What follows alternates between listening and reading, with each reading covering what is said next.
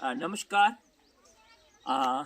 आज मैं आपको अपने जन्म स्थान पे ले जाना चाहता हूँ और इस एरिया की और जो हमारा यहाँ का तहसील खवास डिस्ट्रिक्ट राजौरी और नारला बम्बल में पद्दर छोटा सा गांव है।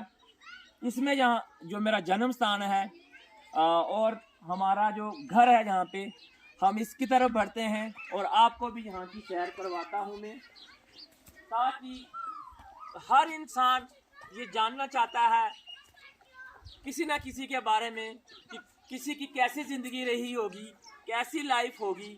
तो मैं चाहता हूँ कि आज हम ये मुकाम देखेंगे जो हमारा जो मेरे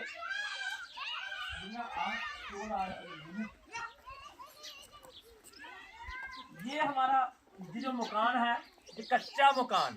और मैं एक चीज़ और बता देना चाहता हूँ कि जब कहते हैं कि जब मकान कच्चे थे तो रिश्ते बड़े पक्के थे, लेकिन अब जैसे मकान पक्के हुए तो तब मुझे लगता है कि अब रिश्ते कच्चे तो नहीं कहूँगा, लेकिन फिर भी तो मैं ये चीज़ और बता देना चाहता हूँ कि ये जो मकान है कैसे लकड़ी पत्थर और मिट्टी से बना हुआ है। मैं ये बताऊंगा आगे आगे एक चीज़ में और बता दूं, यहाँ पे ये जो लकड़ी है और ये जो पूरे ये लगाई गई है लकड़ी, मेरी माता जी ने और मेरे पापा जी ने ये खुद लकड़ियां लाई हुई हैं जंगल से उठाकर, और उन्होंने जहाँ पे ये मकान तैयार किया है। और मैं अपना जन्म जगह भी ये जो है ये कमरा, ये वाला हमारा कमरा, ये उस समय मेरा ये कमरा होता था।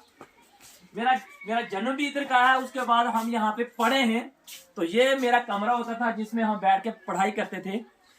इसके बाद हम बता दें कि ये वाला हमारा दूसरा कमरा। तो इसके बाद मैं ये बता दूं कि हमारी रसोई, तो हमारी रसोई इधर है। ये हमारी यहाँ पे तो मैं यहाँ पे एक चीज और बता देना चाहता हूँ। जब हम सभी इस रसोई घर में बैठते थे तो मैं अपने बहनों के साथ, तो यहाँ पे हमें जगह में बैठने के लिए लड़ाई होती थी कि यहाँ कौन बैठेगा। तो मैं आपको बता दूं कि एक दिन जब हमारी लड़ाई हुई कि इस जगह पे कौन बैठेगा, क्योंकि यहाँ पे थोड़ा बैठने का मतलब मजा आता था क्योंकि पीछे सपोर्ट थी। तो मेरी और मेरी जो मेरी बहन थी आपस में लड़ाई होगी। तो फिर पापा जी ने क्या किया कि मेरे लिए ये वाली जो सीट थी ये रिजर्व कर ली कि यहाँ पे मेरी जगह, जहाँ पे मेरी बहन बैठेगी उधर मेरी माता जी बैठेंगे। लेकिन मैं ये कह देना चाहता हूं कि जो मेरी सिस्टर थी, क्या जमाना था।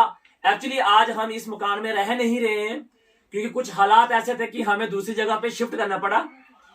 लेकिन मैं ये कहूंगा कि ये टेम्परेरी चीजों के लिए आपस में भाई बहन लड़े ना, क्योंकि आज यहाँ पे कोई भी बैठ नहीं रहा है।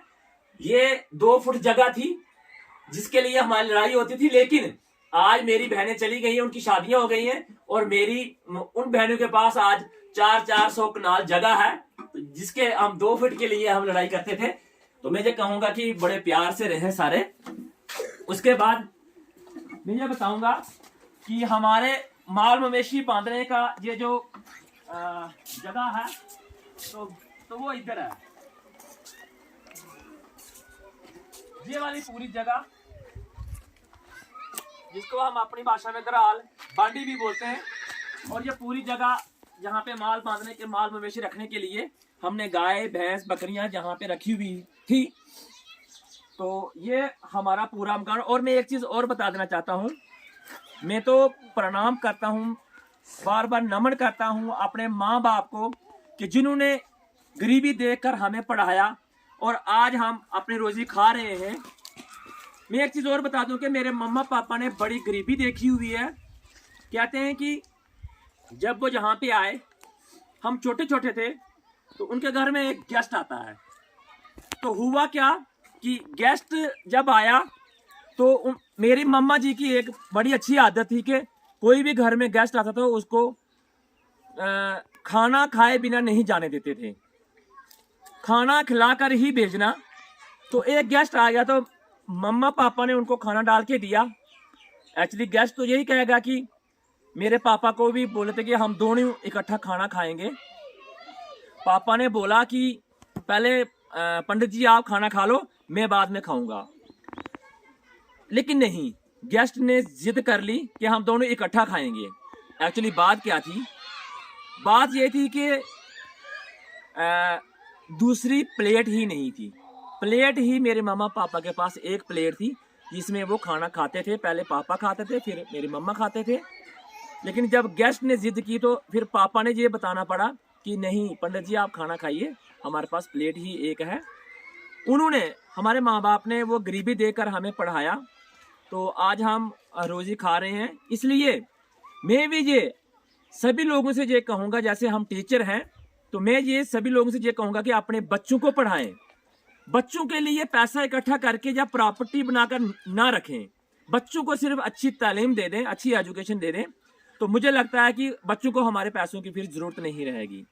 तो मुझे लगता है कि हर माँ बाप को अपने बच्चों के लिए अच्छी से अच्छी तालीम का बंदोबस्त करना चाहिए और अच्छे तरीके से पढ़ाना चाहिए।